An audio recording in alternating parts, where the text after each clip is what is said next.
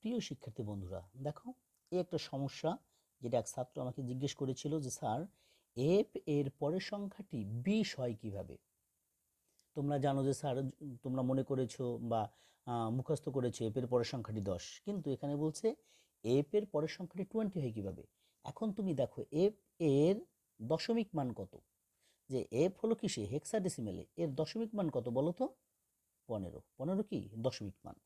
এখন বলছে কি এর পরের সংখ্যাটি মানে কি, এর সাথে এক যোগ করো, তাহলে 15 এক কত হয় 16, এর মান কিন্তু কত হতে হবে 20 হতে হবে।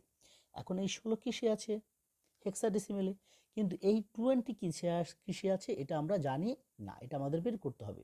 এখন দেখো তুমি মনে রাখবে এটা, যে এই 16কে কত দ্বারা ভাগ করলে 20 হয়, এটা তোমাকে মাথায় রাখতে হবে।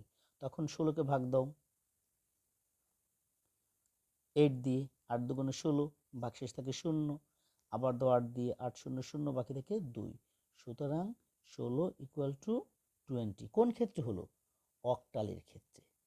এখানে ছিল কিসে হেক্সাডেসিমেলে। দেখো তোমার প্রশ্ন এখানে কিন্তু হেক্সাডেসিমেল, তো হেক্সাডেসিমেল থেকে প্রথম তোমাকে কোথায় আসতে হবে?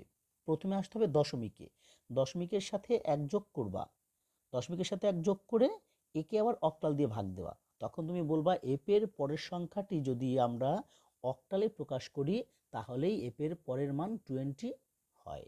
কি বলছি বুঝতে পেরেছো? ধন্যবাদ।